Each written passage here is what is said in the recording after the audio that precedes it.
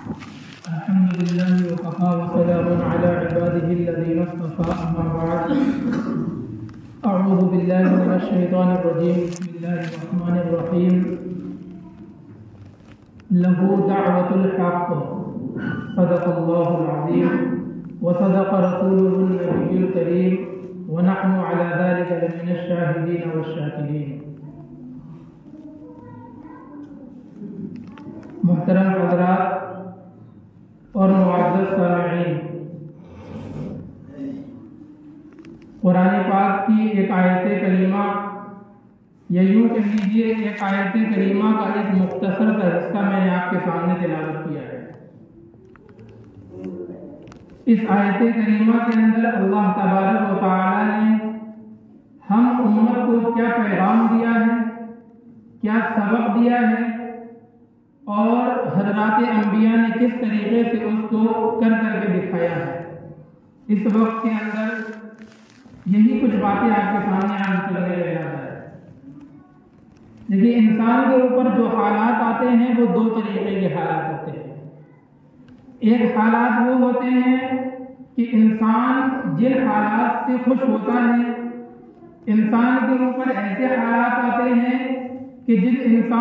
جن حالات سے انسان کو راحت ملتی ہے، انسان خوش ہوتا ہے ان حالات سے۔ تو ایسے موقع کے اوپر جو نیک بندہ ہوتا ہے وہ اللہ تبارک و تعالیٰ کا شکر کرتا ہے کہ اللہ تبارک و تعالیٰ نے میرے اوپر ایسے حالات لائے کہ ان حالات سے میں خوش ہوں۔ یا انسان کے اوپر کبھی ایسا ہوتا ہے غم کا پہاڑ ٹوٹتا ہے یا اس کے اوپر مصیبتیں آتی ہیں، تو ایسے حالات کے اندر بھی جو نیک بندہ ہوتا ہے وہ اللہ تبارک و تعالیٰ کے سامنے اپنی عاجزی رکھتا ہے اور اللہ تعالیٰ کے سامنے دعا کرتا ہے، اور جو کچھ اس کے دل کے اندر ہوتا ہے وہ اللہ تبارک و تعالیٰ کے سامنے رکھ دیتا ہے کہ اے میرے مولا، یہ حالات میرے اوپر آئے ہوئے ہیں، میں آپ کا عاجز اور کمزور بندہ ہوں، میں اس کو سہن نہیں کر سکتا، یا اللہ آپ میری مدد کر دیجیے۔ تو انسان کے اوپر دو طریقے کے حالات آتے ہیں۔ دونوں حالات کے اندر انسان کو چاہیے یہ کہ اللہ تبارک و تعالیٰ کے سامنے اپنی حالات کو رکھے۔ اس آیت کریمہ کے اندر اللہ تعالیٰ نے یہی فرمایا ہے، لہو دعوت الحق، کہ اللہ تبارک و تعالیٰ کا حق ہے کہ اللہ کو پکارا جائے۔ لہو دعوت الحق، کہ اللہ کا حق ہے کہ اللہ سے مدد مانگی جائے۔ اللہ تعالیٰ کا حق ہے کہ اللہ ہی سے اپنی مشکلات کو دور کروایا جائے۔ اللہ ہی کا حق ہے کہ اپنی حاجتوں کے اندر اللہ تعالیٰ کے سامنے پکارا جائے اور اللہ تعالیٰ ہی سے اپنی حاجتوں کو دور کروایا جائے یا اپنی حاجتوں کو پوری کروایا جائے۔ اگر کسی کو کوئی ضرورت ہے تو وہ اللہ کو پکارے اور اللہ کو پکار ہی کرے۔ اگر اس کو اولاد چاہیے ہے تو اللہ سے کہے کہ یا اللہ مجھے اولاد چاہیے ہے، مجھے اولاد عطا کر دے۔ اگر ضرورت ہے تو اللہ ہی کو پکارے اور اللہ کو پکار کے کہے یا اللہ مجھے کھیتی کی ضرورت ہے، مجھے کھیت عطا کر دے، یا اللہ مجھے فلاں چیز کی ضرورت ہے، مجھے فلاں چیز عطا کر دے۔ قرآن پاک کے اندر اللہ تبارک و تعالیٰ نے 10 انبیاء کے واقعات ایسے گنائے ہیں کہ جن انبیاء کو کبھی بھی ضرورت محسوس ہوئی، انبیاء کے اوپر کبھی بھی مصیبت آئی، کبھی بھی پریشانی آئی، کبھی بھی مسائل کے پہاڑ ان کے اوپر ٹوٹے، تو انہوں نے فوراً اللہ تبارک و تعالیٰ کو پکارا، فوراً انہوں نے اللہ تبارک و تعالیٰ کے دربار کے اندر دستک دی ہے۔ اگر انہیں اولاد کی ضرورت ہوئی تب بھی انہوں نے اللہ کو پکارا، اگر انہیں دشمنوں نے ستایا تب بھی انہوں نے اللہ کو پکارا، اگر مسائل ان کے اوپر آ گئے تب بھی انہوں نے اللہ کو پکارا۔ اور اللہ تعالیٰ نے قرآن پاک کے اندر ان تمام انبیاء کے واقعات کو نقل کر کے ہم کو یہ پیغام دے دیا ہے کہ اے انسانوں، لہو دعوت الحق، کہ اللہ کا حق ہے اس کو پکارا جائے، اس سے دعا مانگی جائے، کبھی بھی کوئی ضرورت ہو اسی کے سامنے ہاتھ پھیلایا جائے۔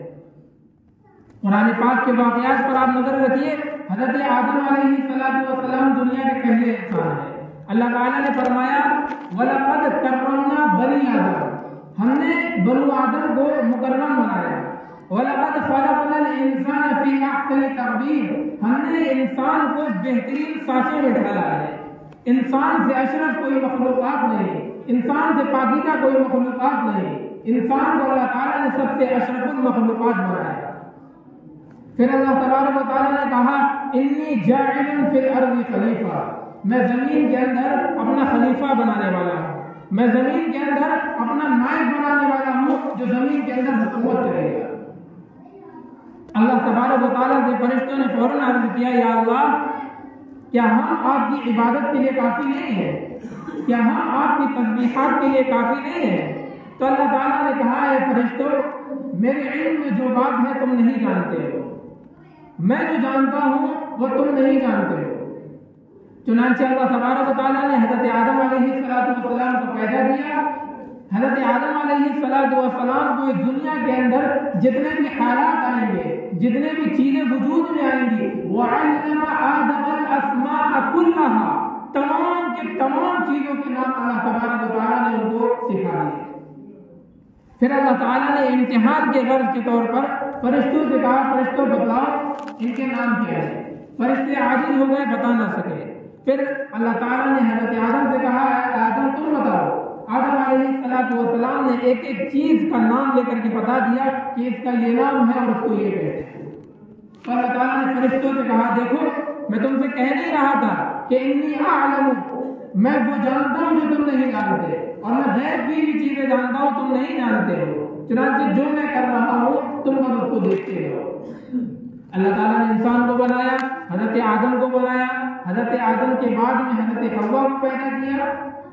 حضرت حوا کو پیدا کرنے کے بعد میں اللہ تبارک و تعالیٰ نے حکم دیا تمام انبیاء، تمام فرشتوں کو حکم دیا کہ اے فرشتوں اس آدم کو سجدہ کرو۔ وَإِذْ قُلْنَا لِلْمَلَائِكَةِ اسْجُدُوا لِآدَمَ،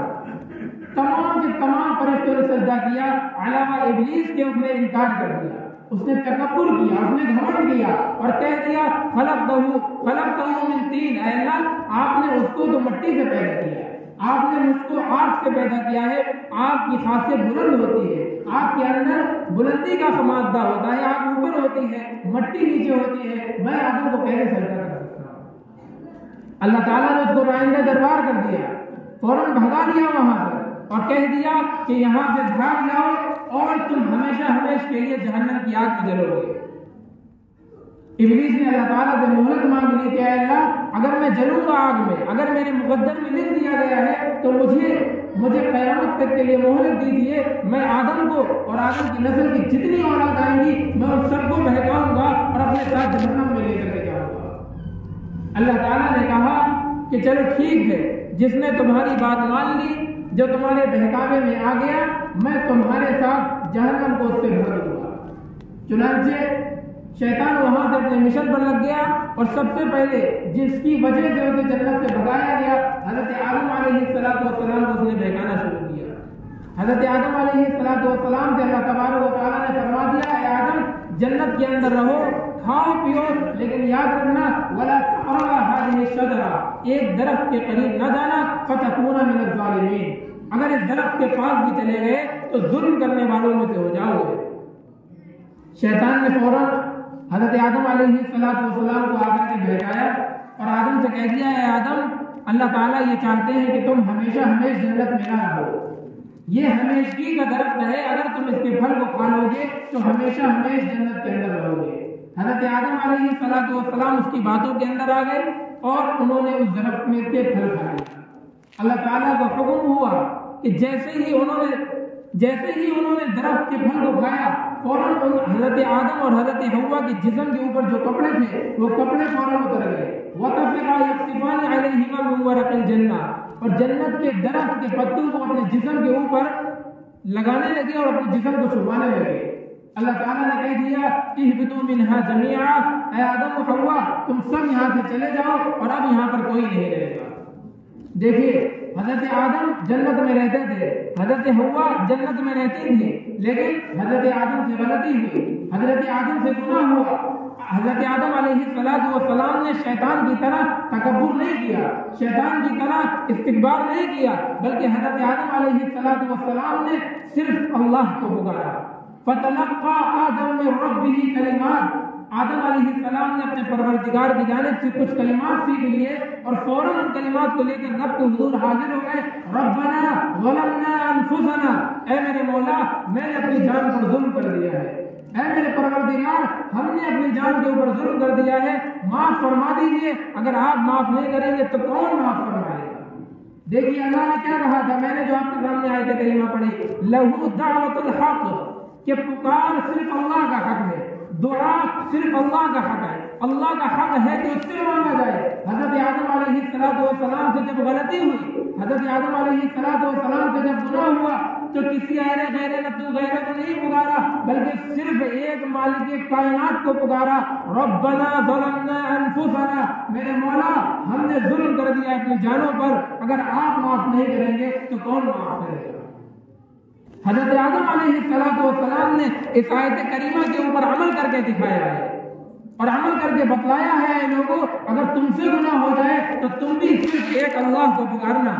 تم بھی صرف ایک اللہ کو پکارنا، وہی ہے گناہوں کو بخشنے والا، وہی ہے معاف کروانے والا. اس کے علاوہ نہ کوئی گناہ کو بخش سکتا ہے نہ کوئی گناہ کو معاف فرما سکتا ہے. قرآن پاک نے حضرت آدم کے بعد میں حضرت نوح کا تذکرہ کیا. حضرت نوح علیہ السلام واحد پہلے ایک رسول ہیں کہ قرآن پاک نے ان کی مدت تک بیان کر دی کہ کتنے برس انہوں نے اپنے قوم کو لا الہ الا اللہ کی دعوت دی ہے. الف سنۃ الا 50 عاما، 950 سال. قرآن پاک نے کسی بھی نبی کا یہ تذکرہ نہیں کیا کہ اس نبی نے اپنی امت کو اتنی برس تک دین کی دعوت دی، علاوہ حضرت نوح علیہ السلام کے. صاف فرما دیا الف سنۃ الا 50 عاما، 950 سال تک حضرت نوح اپنی قوم کو ایک اللہ کی طرف بلاتے رہے. لا الہ الا اللہ تفلحوا، اے لوگوں لا الہ الا اللہ کا اقرار کر لو کامیاب ہو جاؤ گے. اے لوگوں دل سے اس بات کا اقرار کر لو کہ کوئی معبود نہیں ہے سوائے ایک اللہ کے. لا الہ الا اللہ، کوئی معبود نہیں ہے سوائے اس ایک اللہ کے، کوئی عبادت کے لائق نہیں سوائے اس ایک اللہ کے، کوئی مشکل کشا نہیں سوائے اس ایک اللہ کے، کوئی حاجت روا نہیں سوائے اس ایک اللہ کے، کوئی بگڑی بنانے والا نہیں سوائے اس ایک اللہ کے. مصیبت کے اندر، مسائل کے اندر، مشکلات کے اندر کوئی کام آنے والا نہیں، کوئی مدد کرنے والا نہیں سوائے اس ایک اللہ کے. حضرت نوح علیہ السلام نے اپنی قوم کو 950 سال تک اسی لا الہ الا اللہ کی دعوت دیتے رہے. ان اعبدوا اللہ واتقوہ واطیعون، اللہ نے کہہ دیا چاہو نوح انہیں اللہ کی عبادت کرنے کے لیے کہو، مجھ سے ڈراؤ اور ان سے کہہ دو کہ میری اطاعت و فرما برداری کرو. حضرت نوح اپنی قوم کے پاس میں آئے اور آ کر صاف کہہ دیا انی لکم منہ نذیر مبین، اے میری قوم میں اللہ تعالیٰ کی جانب سے تمہارے پاس تم کو ڈرانے کے لیے آیا ہوں. میں صاف طور پر تم کو ڈرا رہا ہوں قیامت سے، قیامت کے دن سے، قیامت کی ہولناکی سے، قیامت کے عذاب سے. اے لوگوں باز آ جاؤ، اے لوگوں باز آ جاؤ. لیکن حضرت نوح کی قوم نے جب حضرت نوح دعوت دیتے تھے اپنے کان پر ہاتھ رکھ لیا کرتے تھے، اپنے کپڑوں کو اوڑھ لیا کرتے تھے، حضرت نوح کی طرف دیکھتے بھی نہیں تھے. حضرت نوح کو جب اپنی قوم کی طرف سے مشکلات کا سامنا ہوا، جب بے بسی کا سامنا کرنا پڑا تو حضرت نوح علیہ السلام نے صرف اپنے مالک کائنات کو پکارا، ایک اللہ کو پکارا. میرے مولا میں نے انہیں دن میں بھی بلایا، میں نے انہیں رات میں بھی بلایا، میں نے انہیں ایک ایک کر کے بھی سمجھایا، میں نے انہیں مجمع کے اندر بلا کر بھی سمجھایا. وَأَعْلَنْتُ لَهُمْ إِسْرَارًا وَقُلْتُ اسْتَغْفِرُوا رَبَّكُمْ إِنَّهُ كَانَ غَفَّارًا، میں نے ان سے کہا میرے مولا سے مغفرت چاہو، میرے مولا سے مغفرت چاہو، میرے مولا سے مغفرت کی بھیک مانگو. إِنَّهُ كَانَ غَفَّارًا، وہ بہت ہی زیادہ معاف کرنے والا ہے، تمہیں معاف کر دے گا. لیکن انہوں نے میری بات نہیں مانی، انہوں نے یہ اعلان کر دیا کہ لا تذرن آلہتکم، لوگوں کو جمع کرا اور جمع کر کے اعلان کر دیا اے لوگوں اپنے معبود کو چھوڑنا مت. ان کے جو معبودان باطلہ تھے یہ نام لے کر کے کہہ دیا ود سوا یغوث یعوق ونسرا، ان کو کبھی بھی نہ چھوڑنا. وقالوا لا تذرن آلہتکم ولا تذرن ودا ولا سواعا ولا یغوث ویعوق ونسرا، اپنے معبودان باطلہ کا نام لے کر کے کہہ دیا ان کو کبھی مت چھوڑنا، ان کو کبھی مت بھولنا اور اللہ کا ایک اللہ کا دھم مت بھولنا. جب اللہ تعالیٰ نے حضرت نوح کو بتلا دیا اے نوح تم غمگین مت ہو، اے نوح تم پریشان مت ہو، یہ قوم ایمان نہیں لے کر کے آئے گی، جب حضرت نوح کو یقین ہو گیا کہ یہ ایمان نہیں لے کر کے آئیں گے، پھر حضرت نوح نے اپنے ہاتھ کو اٹھایا ہے، اپنے ہاتھوں کو اٹھا کر اللہ رب العزت کی بارگاہ میں کہتے ہیں رب لا تذر علی الارض من الکافرین دیارا، میرے مولا زمین کے اوپر ان کافروں میں سے کسی ایک کو بھی باقی نہ رہ دیجیے، میرے مولا ان سارے کے ساروں کو ہلاک کر دیجیے، ولا تزد الظالمین، اگر آپ نے ان میں سے کسی ایک کو بھی چھوڑ دیا، ولا یضلوا عبادک، خود تو گمراہ ہیں، آپ کے جو نیک اور مخلص بندے ہیں ان کو بھی گمراہ کر دیں گے، ولا یلدوا الا فاجرا کفارا، ان کی نسل میں سے کوئی ایمان لے کر نہیں آئے گا، ان کی نسل بھی فاجر فاسق اور زانی ہی پیدا کرے گی۔ حضرت نوح علیہ السلام کو جب اپنی قوم سے غم لاحق ہوا، پریشانی لاحق ہوئی، مصیبت لاحق ہوئی، حضرت نوح علیہ السلام نے لہو دعوت الحق کا پیغام ہم کو بتایا ہے کہ پکار صرف اللہ کا حق ہے، مانگنا صرف ایک اللہ سے، ایک اللہ کے سامنے پکارنا، اور حضرت نوح نے اسی ایک اللہ کے سامنے مانگ کر کے بتایا رب لا تذر علی الارض من الکافرین دیارا انک ان تذرهم یضلوا عبادک ولا یلدوا الا فاجرا کفارا، میرے مولا کسی کو بھی باقی مت رکھیے، سب کو ہلاک اور برباد کر دیجیے، اگر ایک بھی رہ گیا تو آپ کے بندوں کو گمراہ کر دے گا اور زانی کافر فاجر فاسق یہ پیدا کریں گے۔ چنانچہ حضرت نوح علیہ السلام کی بات اللہ تعالیٰ نے قبول کی، ففتحنا، اللہ تعالیٰ کہتا ہے کہ میں نے آسمان سے پانی کے دہانے کھول دیے، زمین سے چشمے نکال دیے، وفجرنا الارض عیونا فالتقى الماء على امر قد قدر، اوپر سے بھی پانی، نیچے سے بھی پانی، پوری بستی، پورا علاقہ اور پوری دنیا۔ یاد رکھیے گا یہود و نصارہ کا کہنا یہ ہے کہ حضرت نوح جس علاقے میں تھے اس علاقے کے اندر سیلاب آیا، لیکن اہل اسلام کہتے ہیں، علماء متفکرین کہتے ہیں اسی ایک علاقے کے اندر نہیں بلکہ پوری کائنات کے اندر علاوہ مقامات مقدسہ کے اللہ تعالیٰ نے مقامات مقدسہ کو اٹھا لیا اور پوری کائنات کے اندر اللہ تعالیٰ نے آسمان سے دہانے پانی پہ چھوڑ دیے اور زمین سے چشمے ابال دیے، پوری دنیا پانی کے بیچ میں آ گئی۔ حضرت نوح کہنے لگے میرے مولا میرا بیٹا رہ گیا، میرے مولا میرا بیٹا رہ گیا، بیٹے سے کہنے لگے بیٹے کشتی تیار ہو گئی ہے آ جاؤ، بیٹے نے کہا ابا جان فکر نہ کریے، وہ جو پہاڑ دکھ رہا ہے میں پہاڑ پہ چڑھ جاؤں گا، پانی سے بچا لیں گا۔ حضرت نوح نے کہا لا عاصم اليوم من امر اللہ، آج اللہ کے حکم سے کوئی بچانے والا نہیں، کوئی پناہ دینے والا نہیں، الا من رحم، علاوہ اس کے جس پر اللہ تعالیٰ کا رحم ہو جائے۔ یہ بات چلی رہی تھی باپ بیٹے کی، وحال بینہما الموج، درمیان میں ایک موج آ گئی، پانی کی لہر آ گئی، فکان من المغرقین، نوح کا بیٹا ڈوب کر کے رہ گیا اور اسے کوئی بھی پہاڑ بچا نہ پایا۔ حضرت نوح نے پھر کہا میرے مولا میرا بیٹا، اللہ تعالیٰ نے صاف کہہ دیا انہ لیس من اہلک، نوح اب سوال مت کرنا، نوح انہ لیس من اہلک، وہ تیری اعلیٰ اولاد نہیں ہے، جب اس نے تیری بات نہ مانی، جب تیرے مشن میں نہ چلا، جب تیری اتباع نہ کی، جب لا الہ الا اللہ کا کلمہ نہ پڑھا تو اب وہ تیری اولاد نہیں ہے، اور آئندہ سوال مت کرنا جس چیز کا تمہیں علم بھی نہ ہو۔ حضرت نوح نے کہا اے اللہ اب میں سوال نہیں کروں گا جس کا مجھے علم نہ ہو۔ تو دیکھیے نوح علیہ السلام کو جب مصیبت آئی، نوح علیہ السلام نے بھی صرف ایک اللہ کو پکارا۔ حضرت ابراہیم علیہ السلام اللہ تعالیٰ کے خلیل اللہ ہیں، اللہ تعالیٰ کے برگزیدہ پیغمبر ہیں۔ بڑھاپے کے اندر معلوم یہ ہوا کہ بڑھاپے کا کوئی لاٹھی نہیں ہے، بڑھاپے کے اندر معلوم یہ ہوا بڑھاپے کا کوئی سہارا نہیں ہے۔ اللہ تعالیٰ سے کہتے ہیں ربی حب لی من الصالحین، میرے مولا مجھے اولاد دے دیجیے۔ خلیل اللہ ہے، اولاد کے لیے تڑپ رہے ہیں، رحمتوں کا خزانہ ہے، اولاد کے لیے تڑپ رہے ہیں، خانہ کعبہ کے معمار اور بڑھئی ہیں، اولاد کے لیے تڑپ رہے ہیں۔ مانگ کس کے رہے ہیں؟ کسی نبی سے نہیں مانگا، حضرت آدم سے نہیں مانگا، حضرت نوح سے نہیں مانگا، کسی ولی سے نہیں مانگا، پکارا صرف ایک اللہ کو، رب ہب لی من الصالحین، میرے مولا اولاد دے دیجیے۔ آج ہم اور آپ اپنا جائزہ لیں کہ اگر ہمیں کوئی ضرورت ہوتی ہے تو ہم کس کا در کھٹکھٹاتے ہیں، ہم کس کے پاس جاتے ہیں۔ آج اس دنیا کے اندر کیا ہو رہا ہے؟ تمام انبیاء نے صرف ایک اللہ کو پکارا ہے، اگر مصیبت آئی تب بھی اسے ایک اللہ کو پکارا، فتح ملی ہے تب بھی اسے ایک اللہ کو پکارا، اولاد چاہیے ہے تب بھی اسے ایک اللہ کو پکارا۔ اللہ تعالیٰ نے ان کی بات کو قبول کیا اور ان کی بات مان لی۔ قرآن پاک نے دسیوں انبیاء کا تذکرہ کیا ہے، آخر میں اپنے محبوب کبریا جناب محمد عربی صلی اللہ علیہ وسلم کا تذکرہ بھی سن لیجیے۔ زیادہ دور جانے کی بات ضرورت نہیں، صرف غزوہ بدر کے اندر، غزوہ بدر کے اندر مسلمانوں کی تعداد 313 ہے،